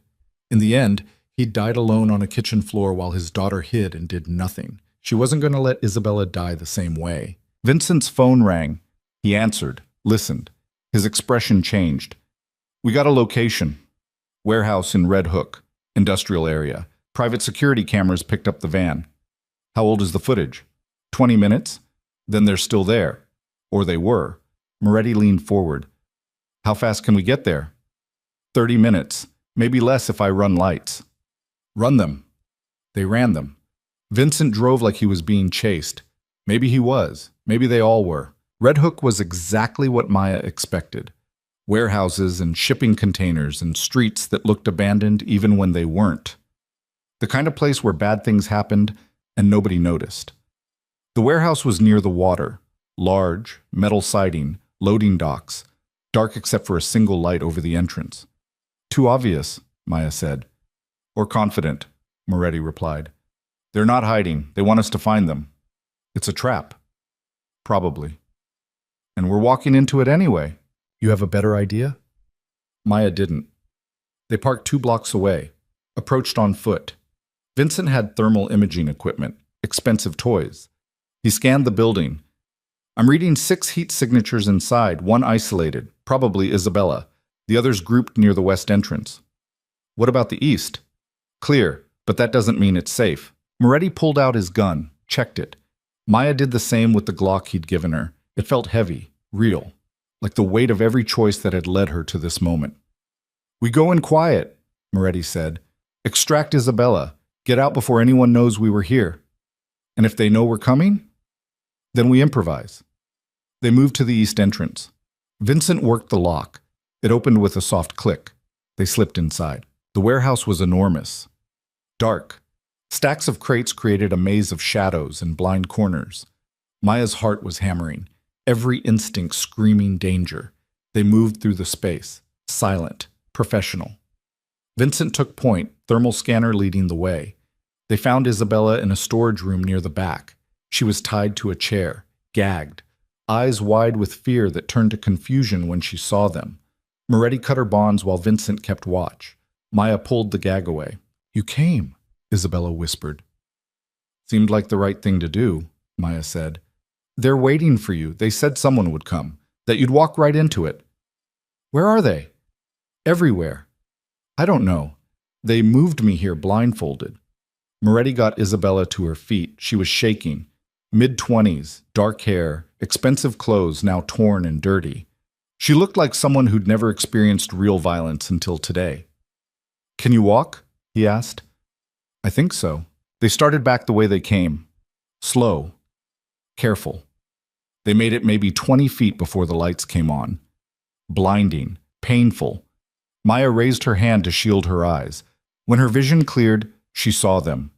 12 men, armed, positioned in a half circle, blocking the exit, and at the center, the man from the van. Still calm. Still collected. "Mr. Moretti, Ms. Vance, Ms. Castellano, how kind of you to join us." Moretti's gun was already up. So was Vincent's. Maya's. But they were outgunned, and everyone knew it. "Let them go," Moretti said. "Whatever you want, it's with me. What I want is compliance, cooperation, the merger I offered. I gave you my answer. And I'm giving you a chance to reconsider. You, Victor Castellano, and anyone else who might think resistance is viable." The man gestured to Isabella. "Insurance to ensure good behavior. You think Victor will negotiate with his daughter's life? I think Victor will do exactly what we tell him, as will you." Maya's mind was racing. 12 shooters, 3 of them. Isabella unarmed and terrified. The math didn't work. Even if they got lucky, even if they took down half before going down themselves, they'd still lose. Unless... She looked at the stacks of crates, at the spacing, at the single light source creating deep shadows. "Moretti," she said quietly. "The lights." He understood immediately, didn't question, just fired. The light exploded. Darkness crashed down like a wave. Maya grabbed Isabella and ran. Didn't think, just moved. Heard gunfire behind her, muzzle flashes lighting up the space like lightning. She pulled Isabella behind a stack of crates, covered her mouth. "Don't make a sound," she whispered. Isabella nodded. Tears streaming down her face but staying silent. More gunfire, shouting, the chaos of combat in confined spaces. Maya peeked around the crate, saw Moretti and Vincent moving through the shadows, taking shots, displacing, professional. But they were still outnumbered, still in trouble. She needed to even the odds. Maya pulled Isabella deeper into the stacks, found what she was looking for. A service ladder, leading up to a catwalk that ran the length of the warehouse. "Climb," she told Isabella. "I can't..." "Climb or die. Pick one." Isabella climbed. Maya followed, the Glock in one hand pulling herself up with the other. They reached the catwalk. Metal, rusted, probably not rated for weight anymore, but it gave her height, gave her an angle. She could see the whole warehouse floor now, see the men moving through the darkness, see Moretti and Vincent pinned behind a forklift. She aimed, breathed, squeezed. The shot was loud, echoing. One of the shooters went down. Everyone looked up. Maya fired again. And again. Not trying for kills, just trying to create chaos. Make them scatter. Give Moretti and Vincent room to move. It worked. The men broke formation, seeking cover, confused by fire from an unexpected angle. Moretti capitalized, moved fast, took down 2 more shooters. Then someone found the catwalk with their flashlight. Saw Maya. Bullets tore through the metal. Maya dropped flat, pulling Isabella down with her. The catwalk groaned, metal screaming, the bolts holding it to the wall starting to give.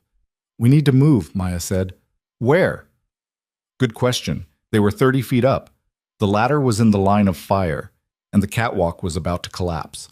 Maya looked around desperately, saw the skylight, 20 feet away. Not far. Possibly reachable. Probably suicide. "Can you run?" she asked Isabella. "What? Can you run?" I think so." "Then run. To that skylight. Don't stop. Don't look back." "What about you?" "I'll be right behind you." She was lying. She needed to give Isabella time. Cover. A chance. But Isabella was already moving, running along the catwalk, feet pounding metal. Maya stood, started firing, drawing attention, drawing fire. The catwalk shuddered, more bolts popping, whole structure starting to tilt. Isabella reached the skylight, started climbing, out onto the roof. Maya turned to follow. The catwalk gave way. She felt it drop, felt gravity take hold, threw herself forward, hands reaching for something, anything. Caught the edge of the skylight frame, hung there. 30 feet of empty air below. Her shoulders screamed. The Glock fell from her hand, clattered on the warehouse floor below. She couldn't pull herself up, arms shaking, fingers slipping. This was it. This was how she died. Hanging from a broken skylight in a warehouse in Brooklyn, trying to save someone she didn't even know. Her father would have been proud. Or furious. Probably both. Then hands grabbed her wrists, small hands, strong grip. Isabella. "I've got you," she said. "You can't—" "Shut up and climb." Maya got her feet against the wall, pushed. Isabella pulled. Together they got Maya up and through the skylight, out onto the roof. They collapsed, breathing hard, the sounds of fighting still echoing from below. "Thank you," Maya managed. "You saved my life. We're not safe yet." They weren't. The roof was flat, exposed, nowhere to hide. But there was a fire escape on the far side. They ran for it. Got halfway before the warehouse door burst open below, men pouring out, looking up, spotting them. Maya and Isabella scrambled down the fire escape, feet clanging on metal, shots sparking off the railing. They hit the ground running, into the maze of shipping containers. No plan, just survival. Behind them, pursuit. Flashlights cutting through the darkness, voices shouting coordinates.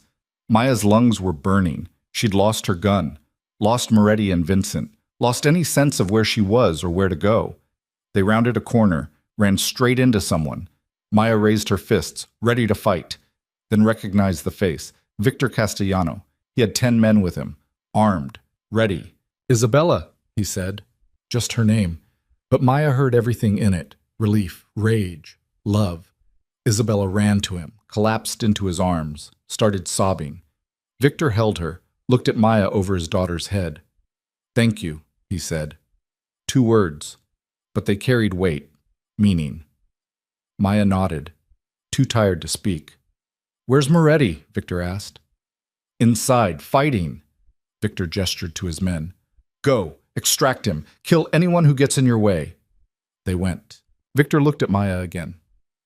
"You kept her safe." "Barely." "Barely is enough." He paused. "Your father would have done the same." "My father got himself killed." "Your father died protecting something he believed in.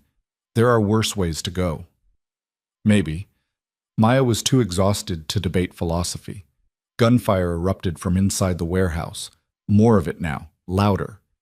Victor's men joining the fight. Then silence. Then Moretti walked out. Vincent beside him, both alive. Both bloody, but standing. Behind them, Victor's men, dragging bodies.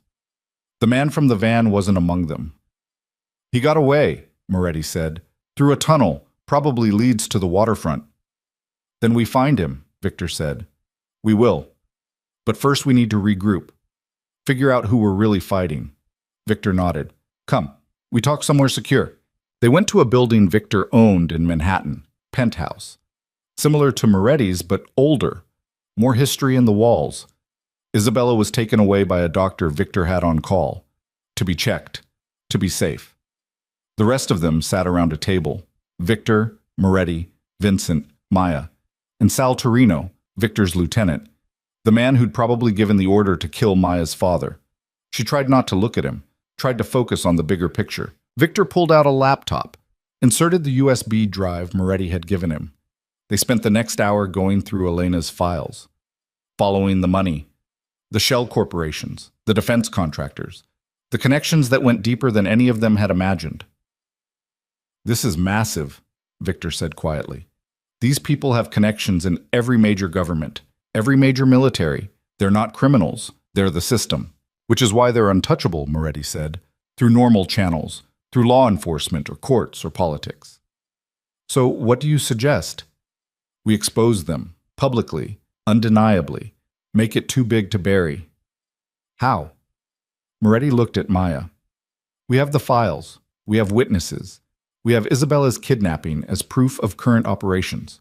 We go to the media. All of it, simultaneously. Make it too big to kill." "They'll come after us," Victor said. "They're already coming after us. At least this way we fight back." Victor considered, then nodded. "Agreed. But we need insurance. Protection. I have contacts, journalists. ones who can't be bought or threatened. We give them everything. Let them run with it. They spent the next 3 hours coordinating, making calls, sending encrypted files, building the foundation of what would either destroy their enemies or destroy them. Maya watched it happen. Watched these two men who'd been at war come together, united by a common threat. Her father would have called it poetry. Or irony. Probably both. Dawn was breaking when they finished. The files were out. Multiple journalists, multiple outlets, too distributed to stop. Now they just had to survive long enough for it to matter. Isabella came back. Bandaged, but safe. She looked at Maya. "Can we talk?" she asked. They went to the balcony. The city was waking up. Morning light hitting glass and steel. "You didn't have to come for me," Isabella said. "Yes, I did." "Why? You don't know me. We're not friends." "Because I know what it's like to be the daughter, to carry a name you didn't choose, to have enemies you didn't make." "But you got out." "I tried to. Didn't work." "Will it ever work?" Maya looked at her. At this young woman trying so hard to be different from her father, to build something clean.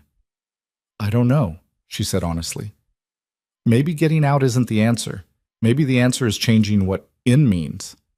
Isabella smiled, tired but genuine. "That's very philosophical." "I'm very tired." They stood there as the sun rose. Two daughters, two legacies, two futures being written in real time. Inside, Moretti was watching them through the glass. When Maya met his eyes, he smiled. She smiled back and realized something. She wasn't running anymore, wasn't hiding. For the first time in 7 years, she was fighting, and it felt right. The news broke at noon, every major outlet simultaneously. New York Times, Washington Post, Reuters, CNN, all of them running the same story with slightly different angles but the same core truth. Defense contractors using organized crime to launder billions, politicians on the payroll, judges compromised, a shadow network operating inside the system, using it, corrupting it from within. Elena Moretti's files, all of them, public. Maya watched it unfold on the television in Victor's penthouse, watched talking heads try to process information that was too big, too complex, too damning to fit into sound bites. Moretti stood beside her, silent, watching his sister's work finally see daylight. "She would have wanted it like this," Maya said. "She would have wanted to be alive to see it." "Yeah, she would have." They stood there while the world changed, while the conspiracy they'd uncovered started to unravel under the weight of public scrutiny. Victor's phone rang constantly. Other crime bosses, asking questions, making threats, demanding to know what this meant for them. He answered each call the same way. "I didn't start this war, but I'm ending it." By evening, 3 senators had resigned. 2 CEOs were under investigation. The FBI had announced a task force. The machine was moving, slow, bureaucratic, but moving. "They'll try to bury it anyway," Vincent said. He was watching the news with the cynicism of someone who'd seen too much. "Throw some low-level people under the bus, make it look like they're cleaning house, then go right back to business." "Maybe," Moretti said, "or maybe this time it's different." "You don't believe that." "I want to." Maya understood. The hope that maybe this time the system would work, that justice was possible, that Elena's death meant something beyond just revenge, but wanting something and believing it were different things. Her phone rang. She almost didn't answer, then saw the number. "This is Maya." "Ms. Vance." The voice was different, not modulated, real, male, tired. "My name is James Corrigan. I was the logistics coordinator for the operation you just exposed." Maya's pulse kicked up. She put the phone on speaker, gestured to Moretti. "Why are you calling me?" "Because I'm done. I've spent 15 years moving money and bodies for people who don't care if I live or die. And watching those files go public made me realize I have a choice. Keep serving them or save myself." "What do you want?" "Immunity, witness protection, a deal." "I'm not law enforcement." "But you're connected to people who are. Adrian Moretti, Victor Castellano. Between the two of them, they have enough contacts to make this happen." Moretti leaned forward. "This is Moretti. What can you give us?" "Everything. Names, locations, bank accounts, the entire network. Every operation from the last decade." Corrigan's voice cracked slightly. I kept records, insurance, in case they ever turned on me. Now I'm cashing it in. How do we know you're legitimate? Because I can tell you where the man from the warehouse is right now. His real name is Marcus Webb, former Delta Force, current freelance contractor. He's in a safe house in Connecticut. GPS coordinates are 41.3. Stop. Moretti was already writing. Send everything to this encrypted email. If it checks out, we'll talk about a deal. And if I send it, and you just use the information without protecting me, then you made a bad choice. But you're already making bad choices. At least this one might keep you alive. Silence. Then, I'll send it. The call ended. Victor had been listening from across the room. You trust him? No, Moretti said. But I'll verify his information.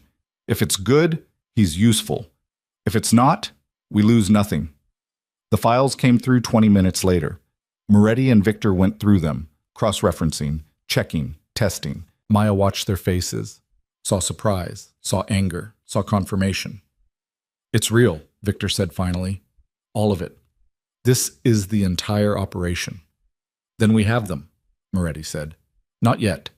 We have information that's different from having them. The FBI will take months, maybe years, and in that time, these people will disappear, destroy evidence, kill witnesses. Victor looked at Moretti. You want justice? Real justice? It doesn't come from courtrooms. Maya felt something cold settle in her stomach. She knew where this was going. You're talking about killing them, she said. I'm talking about ending this, permanently. That makes us no better than them. Maybe, but it makes us alive. Moretti was quiet, thinking. Maya could see the war happening behind his eyes. The man who wanted justice through the system versus the man who knew the system was broken. We take Webb, he said finally. Get him to talk. Find out who else is involved, who's giving orders. Then we make individual decisions about each target. That's just killing them with extra steps, Maya said. It's trying to be smart about it, trying to minimize collateral damage, or trying to feel better about murder. He looked at her. Yes, that too. She wanted to argue, wanted to say there was another way, but she'd seen too much, knew too much. These people had killed Elena, had framed her father, had tried to kill her, Isabella, all of them. Maybe Victor was right. Maybe justice in a courtroom was a fantasy. Maybe real justice came from eliminating threats before they could hurt anyone else. Her father would have agreed with that, would have said that in their world, you didn't wait for the system to protect you. You protected yourself, but her father was dead, killed by that same logic, that same cycle of violence begetting violence. I'm not killing anyone, but, Maya said. No one's asking you to, Moretti replied, but you're going to, if necessary. It's always necessary. That's the problem. There's always a reason, always a justification, and it never ends. Victor stood, moved to the window. Your father understood this, understood that some people need to die so others can live. It's not pretty. It's not moral. But it's true. My father died because of that truth, died because he lived in a world where killing was the answer to every problem. He died because he was framed, because the system failed him. The system failed him because people like you made it fail, corrupted it, broke it, and now you want to bypass it entirely because it's broken. Maya shook her head. You don't see the cycle. You're part of it. Victor turned. His eyes were hard. Then what do you suggest? We let them go? Let them regroup and come at us again? I suggest we give the information to the FBI. Let them build cases. Do it right. And when the FBI is compromised too? When the people we're trying to expose own the investigators? Maya didn't have an answer for that, because he was probably right. The silence stretched, heavy, uncomfortable. Then Isabella spoke up. She'd been quiet this whole time, listening. What if there's a middle ground, she said. Everyone looked at her. What if we find Webb? Get him to talk. Get more names. And then we give everything to the media again, not the FBI, not the courts, the public. She looked at her father. You said the system is broken, fine, but public pressure is different. When enough people know, when enough people care, even corrupt systems have to respond. That's naive, Victor said. Maybe, But it's better than just killing everyone who threatens us. That's not a solution. That's just more violence. Maya felt something shift in her chest. Hope. Small. Fragile. But there. She's right, Maya said. We keep exposing them. Keep making it public. Make it too expensive, too visible for them to operate. Moretti was watching her. And when they send more contractors, more killers, then we defend ourselves. But we don't become them. Pretty words. Hard to live by. Everything worth doing is hard. He smiled, tired but genuine. Your father used to say that. I know. He was right about some things. Victor was shaking his head. This is a mistake. You're leaving enemies alive, giving them chances to regroup. Probably, Moretti said. But I'm tired of making the other kind of mistake, the kind Elena died trying to fix. Victor looked at him for a long moment, then sighed. You're both idiots. But fine. We do this your way. For now. They spent the next day planning, coordinating with Corrigan, verifying his information about Webb's location. The safe house in Connecticut was exactly where Corrigan said it would be. Isolated, wooded, good security, but not impossible. We go in quiet, Moretti said. Extract Webb, get him talking. And then? Victor asked. And then we decide, based on what he tells us. They went in at dawn, 3 cars, Moretti's people and Victor's, temporary alliance holding. Maya insisted on coming, against Moretti's objections, against her own better judgment, but she needed to see this through, needed to know that they could do this without becoming the thing they were fighting.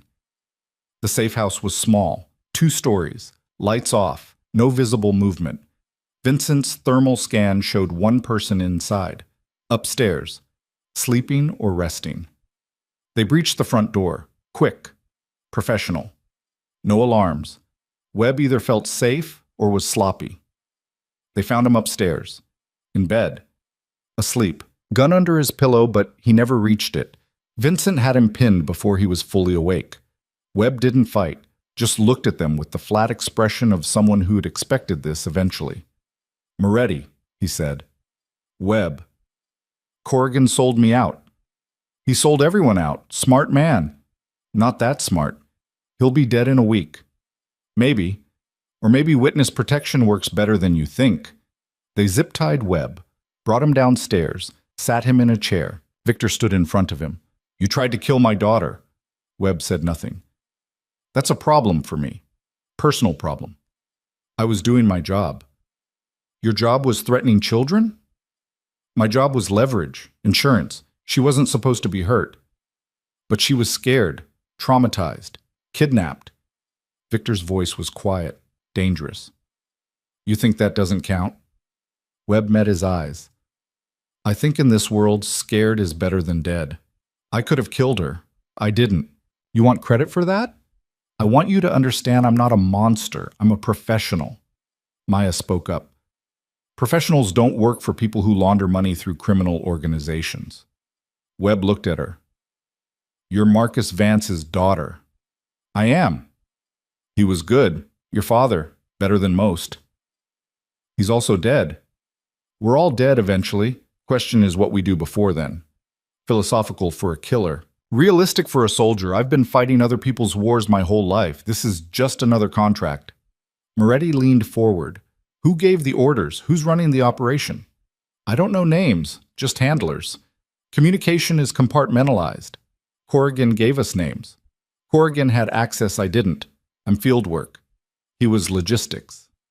Then tell us what you do know. Webb was quiet, thinking, calculating. What's my play here? He asked. Cooperation gets you prison. Resistance gets you buried. That's not much incentive. It's more than you gave the people you killed. Webb smiled, cold. Fair point. He talked. For 3 hours, giving them locations, protocols, operational procedures, everything he knew about the organization he'd been working for. It wasn't complete. Wasn't enough to take down the whole network. But it was something. When he finished, Victor looked at Moretti. What now? Moretti called the FBI. Gave them the location. Told them they had a federal contractor in custody with information about the money laundering investigation. Then they left, before the FBI arrived, before questions could be asked that they didn't want to answer. In the car, Maya felt exhausted, drained. "You let him live," she said to Moretti. "I let the system deal with him. That's what you wanted." "What I wanted was for this to be over." "It's not over. Not yet. But it's closer." Over the next 3 weeks, the investigation grew. More arrests, more resignations. The network started to collapse. Not completely, not permanently, but enough to matter. Corrigan testified, Webb cut a deal. Others followed. The man who'd orchestrated Elena's death was found dead in his home. Apparent suicide. Maya didn't ask if Victor or Moretti had anything to do with it. Didn't want to know. Some questions were better left unasked. The Violet Hours insurance paid out. Maya used the money to rebuild. Different location, different name, but same idea. A place where she could be normal, or try to be. Moretti helped, with permits and contractors and things Maya didn't understand. She let him. Was learning that accepting help wasn't weakness.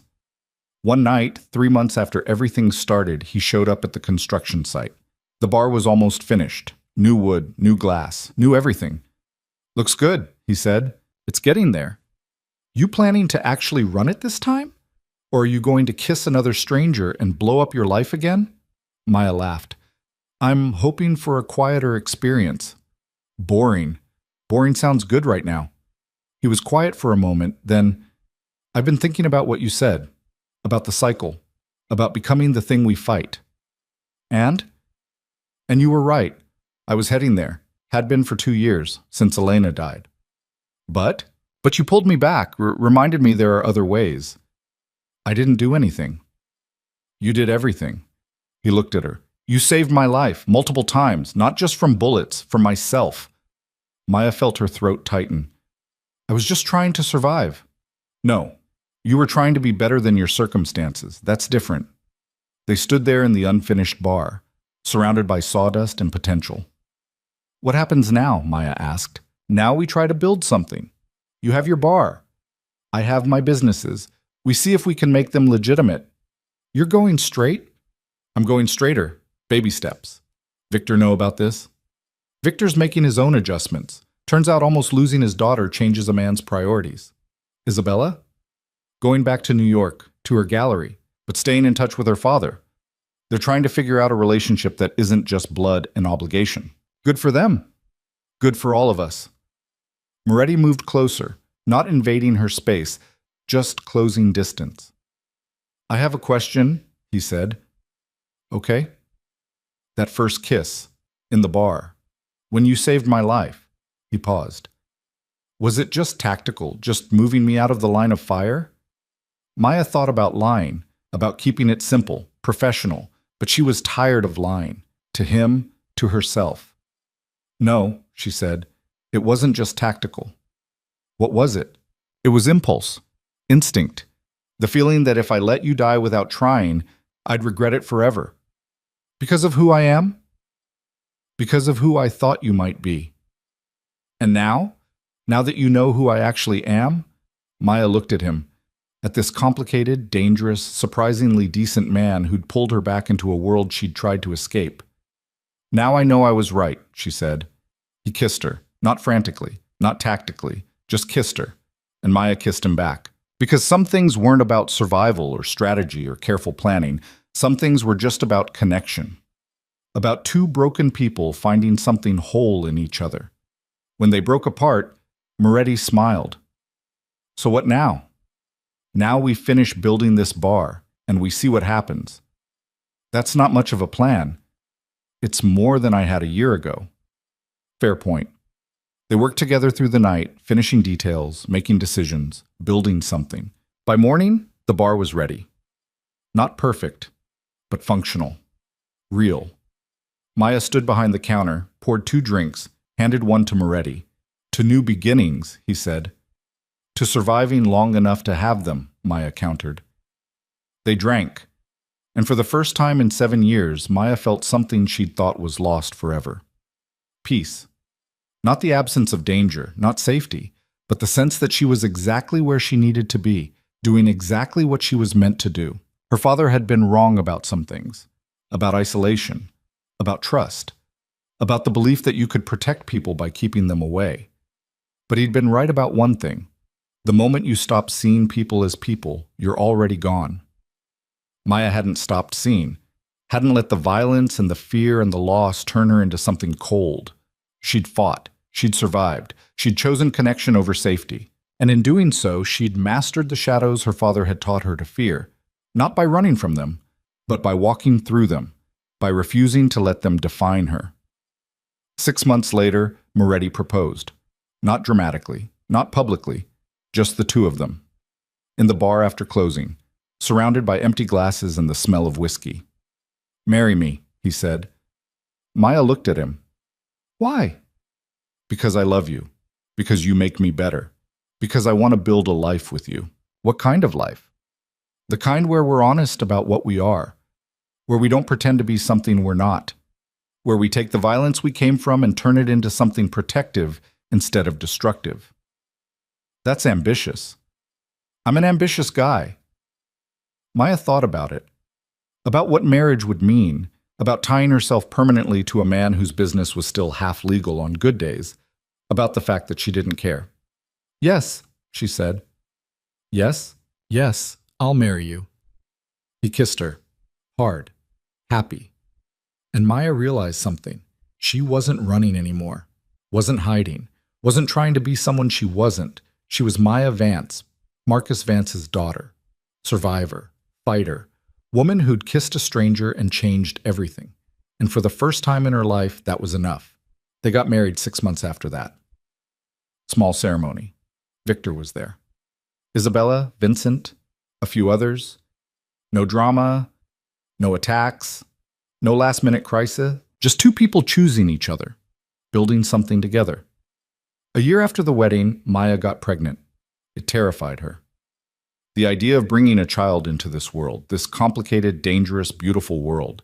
But Moretti held her hand and said, "We'll protect them, together, and we'll teach them to be strong, to be smart, to be kind.